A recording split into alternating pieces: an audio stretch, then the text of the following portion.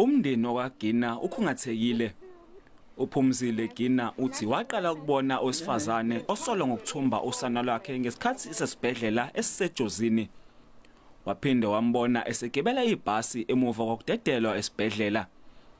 Lo mama wengane ezisithupha uthi lo wesifazane wamqonda wathi umazela ngakubo.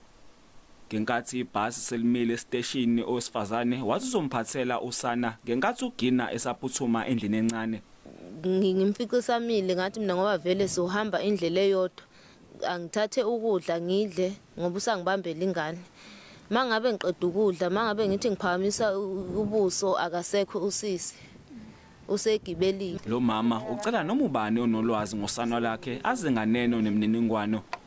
Ngicela mangabe kukhona owazi ukuthi akazeze ekhulelwe bemreport ukuthi manje lengane siqhamukapi ekubene engakazeze ethwale isisu izinyanga ezu9 bese ethola umntwana. Ngicela bengibuyisele ingane yami. Amaphoyisa akwaZulu-Natal athi aphenya icala lokuthumba. Bongani Gema indaba ze SABC eJozini.